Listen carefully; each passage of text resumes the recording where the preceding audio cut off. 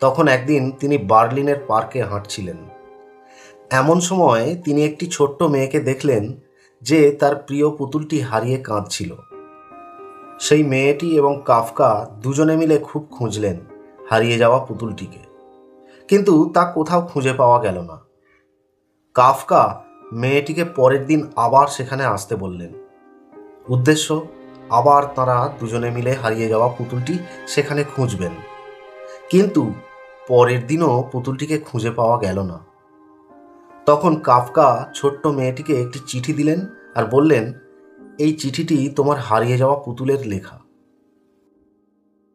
সে চিঠিতে লেখা ছিল, দয়া করে তুমি কেঁদো না, আমি পৃথিবী দেখতে বেরিয়েছি। আমি আমার রোমাঞ্চকর ভ্রমণ কাহিনী তোমাকে নিয়মিত লিখে জানাবো। এভাবেই শুরু হয়েছিল একটি গল্পের, যা চলেছিল কাফকার মৃত্যু পর্যন্ত। ছোট্ট মেয়েটির সঙ্গে কাফকার নিয়মিত দেখা হতো, আর যখনই দেখা হতো তখনই কাফকা একটি চিঠি দিতেন মেয়েটিকে। বলতেন সেই একই কথা, চিঠিটি তার হারিয়ে যাওয়া পুতুলের লেখা, এবং পড়ে শোনাতেন তার প্রিয় পুতুলের বিশ্বভ্রমণের রোমাঞ্চকর সব বর্ণনা খুব যত্নের সাথে, যে বর্ণনাগুলো মেয়েটিকে ভীষণ আনন্দ দিত। এর কিছুদিন পর একদিন কাফকা একটি পুতুল কিনলেন এবং মেয়েটিকে দিলেন। বললেন, এই নাও তোমার হারিয়ে যাওয়া সেই পুতুল। মেয়েটি বলল, এই পুতুলটি মোটেও আমার হারিয়ে যাওয়া পুতুলের মতো দেখতে নয়।